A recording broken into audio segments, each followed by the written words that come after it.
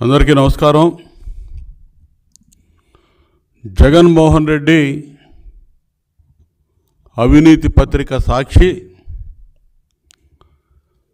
అబద్ధాలను నిత్యం ప్రసారం చేసే సాక్షి ఛానల్ పత్రిక. ఈ రెండిట్లో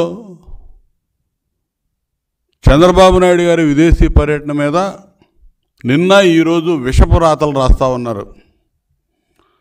ఒకరోజు అనుమతి లేకుండా అమెరికాకి వెళ్ళాడని, ఈరోజు ఇటలీకి వెళ్ళాడని, దానికి ఏదో వీళ్ళు అనుమతి తీసుకోలేదన్నట్టుగా రాస్తూ ఉన్నారు. అసలు ఈ జగన్మోహన్ రెడ్డి అవినీతి పత్రికలో పదే పదే అబద్ధాలు 100 సార్లు ఈ పేపర్లో రాస్తే ప్రజలు నిజం అనుకుంటారని చెప్పి భ్రమపడతా ఉంటారు. జగన్మోహన్ రెడ్డి చీకటి చేష్టలన్నీ బాబు గారికి అంటగట్టి సాక్షిలో అబద్ధాలు ప్రసారం చేయడానికి, ప్రచారం చేయడానికి వీళ్ళు ఆ రాతలు రాయటం, ఇందులో ఒక ట్రేడ్ తయారు చేసుకున్నారు. వీళ్ళు అసలు నిస్సిగ్గుగా ఉంటాయి వీళ్ళు రాసే రాతలు కానీ, సాక్షి ఛానల్లో చూపించే చిత్రాలు కానీ, వార్తలు కానీ. ఇవాళ చంద్రబాబు నాయుడు గారు విదేశీ పర్యటన గురించి వీళ్ళు మాట్లాడుతున్నారు. అసలు వీళ్ళకెందుకు? చంద్రబాబు నాయుడు గారు అమెరికా వెళ్ళాడా, ఇటలీ వెళ్ళాడా, యూరప్ కంట్రీస్కి వెళ్ళాడా? మీకు అవసరమా? ఎన్హెచ్సి సెక్యూరిటీలో ఉండే వ్యక్తి, ఆయనకి సెక్యూరిటీ రీజన్స్ కారణంగా అన్ని విషయాలు కూడా బయటికి చెప్పరు. మీకు చెప్పాలా? మీరు ఒక పనికిమాలిన బ్యాచ్, ఒక మాఫియా బ్యాచ్, మీకు మేము వివరాలు చెప్పాలా ఎక్కడికి వెళ్తుంది? పోనీ చంద్రబాబు నాయుడు గారు కోర్టు ఏమైనా ఆంక్షలు ఉన్నాయా నీకున్నట్టు? నువ్వు వెళ్ళాలంటే, విదేశాలకు వెళ్ళాలంటే కోర్టు పర్మిషన్ తీసుకోవాలి. నీకు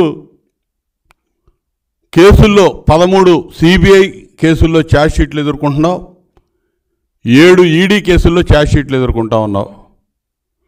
నీ ఆస్తులు చాలా వరకు ఈడీ జప్తు చేసి ఉంది, నీ పాస్పోర్ట్ సీజ్ అయి ఉంది.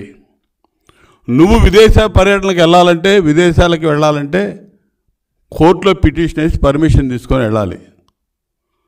చంద్రబాబు నాయుడు గారికి ఆ అవసరం లేదే. ఆయన పాస్పోర్ట్ సీజ్ అయ్యలేదు, ఆయన మీద ఛార్జ్ షీట్లు ఫైల్ చేయాలని చూసినా కూడా కోర్టు వాటిని నిరాకరించింది.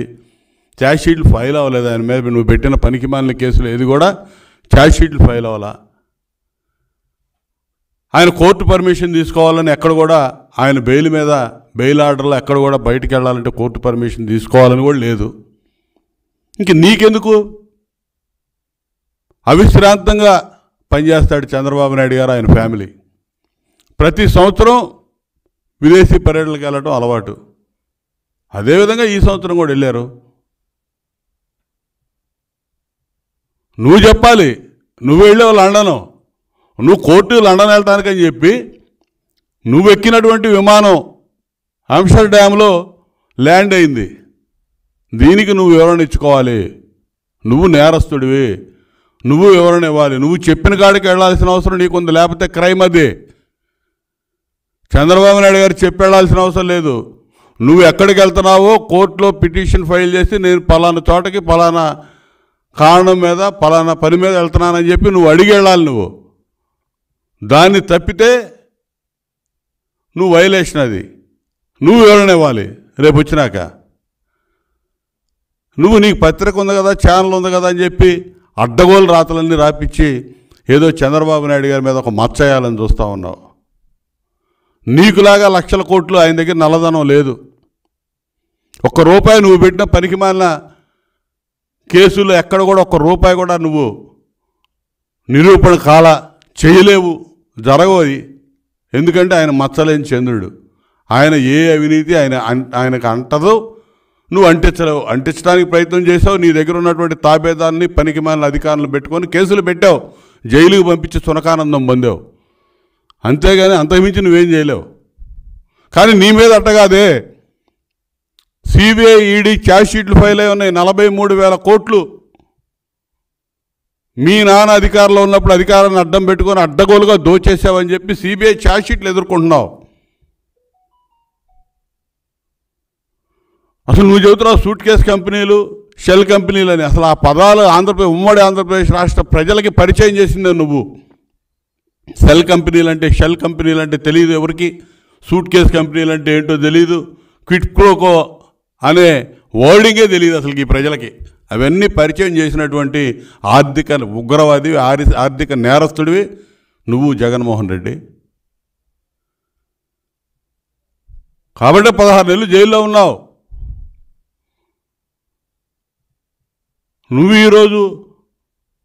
నువ్వెందుకు పారిపోయావు నువ్వు చెప్పాలి. అసలు లండన్ నువ్వెందుకు వెళ్ళావు? గతంలో లండన్ వెళ్ళేటప్పుడు నీ పిల్లలు అక్కడ ఉన్నారు చూడటానికి వెళ్తున్నానని చెప్పేవాడి. ఇవాళ నీ పిల్లలు ఎక్కడికి వచ్చి ఉన్నారు, వాళ్ళని తీసుకొని మళ్ళీ లండన్ వెళ్ళావు. వస్తావా తిరిగి? నువ్వు చెప్పాలి ఏ సంగతి. ఇక్కడ ఎన్నికలైన కాడ నుంచి ఎవడు మాట్లాడలేదు తెలుగుదేశం వాళ్ళు అని చెప్తున్నావు. పోలింగ్ తర్వాత సైలెంట్ అయ్యారని. సిగ్గుండాలి ఆ మాట అంటానికి. పోలింగ్ తర్వాత తేలుగుట్టిన దొంగల్లాగా వ్యవహరిస్తుంది మీరు. జగన్మోహన్ రెడ్డి దగ్గర నుంచి కింద స్థాయి గల్లీ నాయకుడి దాకా పత్తా లేకుండా పోయారు. ఒక్కడు నోరు తెరవట్లా, ఎవరికి ధైర్యం లేదు. చెప్పానండి పలానా నియోజకవర్గంలో నేను గెలుస్తానని ఎవడని వచ్చి ఇంకా అవాకులు చవాకులు ఆ పనికి మేల 4-5 మంత్రులు, మాజీ మంత్రులు, ఇప్పుడు మంత్రులు ఉన్నవాళ్ళు మాట్లాడుతూ ఉన్నారు తప్ప అప్పుడప్పుడు ఏదో మాట్లాడకపోతే, ఏదో నమ్మబలకపోతే కౌంటింగ్ ఏజెంట్లు కూడా కూర్చునే పరిస్థితి లేదు. ఇయాలే వదిలేసి పోతారని చెప్పి నమ్మించడం కోసం ఏదో తాపత్రయపడుతున్నారు తప్ప అంత మించి ఇంకోటి ఏం కాదు.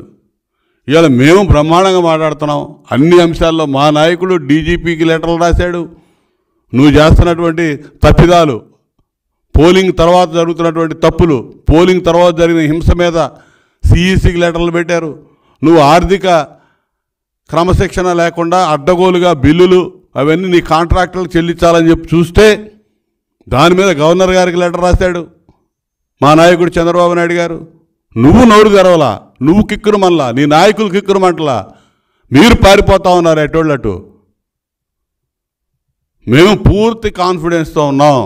ప్రజలు మా మీద నమ్మకంతో నువ్వు ఒక పనికి మాలినాడు అని అర్థమయ్యి విపరీతంగా పోలింగ్ చేసి వాళ్ళు ఈ సైకో ప్రభుత్వాన్ని పారదోలాలని చెప్పి మాకు ఓటు చేశారనే పూర్తి విశ్వాసం మాకుంది. మేముగా సైలెంట్ అయింది, మీరు అయిపోయారు. నీకు కాకపోతే నీకు ఛానల్ పత్రిక ఉంది కాబట్టి నీ అడ్డగోలుగా రాతలన్నీ రాస్తూ ఉన్నావు. ఇవాళ నీ పేపర్లో రాస్తావు చంద్రబాబు గారు కోర్టు పర్మిషన్ తీసుకోలేదు విదేశీ పర్యటన. కానీ ఉందా? కోర్టు పర్మిషన్ తీసుకోవాలని ఉందా? లేదు కదా. నీకు పత్రిక ఉందని, ఛానల్ ఉందని ఇష్టం వచ్చినట్టు రాస్తే నువ్వు డిఫమేషన్ సూట్ ఖచ్చితంగా నీ మీద ఫైల్ అయ్యిద్ది. ఈ అంశంలో నీ పత్రికకి సంబంధించి ఎవడెవడైతే ఎండీలు, ఎవరెవరైతే ఎగ్జిక్యూటివ్ డైరెక్టర్స్, ఇతరత్ర ఈ వార్త రాసిన వాళ్ళు ఉంటారో వాళ్ళందరూ కూడా రాబోయే రోజుల్లో శిక్షార్హులే. ఈ 5 ఏళ్ళు ఇదే విధంగా రాస్తూ వచ్చారు అడ్డగోలు రాతలన్నీ. వాటన్నిటికీ మీ చేత సమాధానం చెప్పిస్తాం, ఓచలు లెక్క పెట్టిస్తాం. నీకులాగా జగన్మోహన్ రెడ్డిలాగా చంద్రబాబు నాయుడు గారి దగ్గర అవినీతి సొమ్ము లేదు, సూట్ కేసు కంపెనీలు లేవు. విదేశీ పర్యటనకి వెళ్తే వెళ్ళేసి వస్తాడు ఆయన, అంతవరకే విహారయాత్రకి వెళ్ళి. నీకులాగా దాచుకోవటం, ట్రాన్స్ఫర్లు చేయటం అటు ఇటు ఇటు అటు. నీ కేసులు ది ఒకసారి, నీ మీద ఉన్న కేసులు ఛార్జ్ షీట్లు ఏ విధంగా ఫైల్ అయ్యి ఉన్నాయో. ఇవన్నీ కూడా ఒక అబద్ధాన్ని 100 సార్లు రాస్తేనో, ఒక అబద్ధాన్ని ఎప్పుడు అందరినీ నమ్మించగలనుకుంటే అది పిచ్చి భ్రమ. కొన్ని అబద్ధాలు కొంతమందిని మాత్రమే కొన్ని పరిస్థితుల్లో నమ్మించగలుగుతావు. ఎప్పుడు ఒకే అబద్ధాన్ని 10 సార్లు రాసి రాసి చెప్పి నమ్మించగలం అనుకుంటే అది నీ మూర్ఖత్వం అయింది. ఖచ్చితంగా నీకు ఎదురు తగిలిద్ది.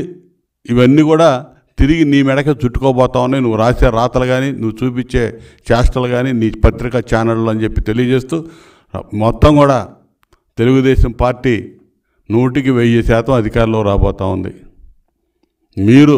మీరు చేసినటువంటి పాపాలు తప్పులన్నిటి కూడా మూల్యం ఏ విధంగా చెల్లించుకోవాలో దానికి సిద్ధంగా ఉండాలి. ఎవరిని వదిలిపెట్టే పరిస్థితే లేదు. ఎవడు కూడా ఇటువంటి రాతలు రాసినాడు కానీ చేష్టలు చూపించినాడు కానీ ఛానల్లో ప్రతి ఒక్కరిని కూడా వెంటాడతామని చెప్పి తెలియజేస్తా ఉన్నా.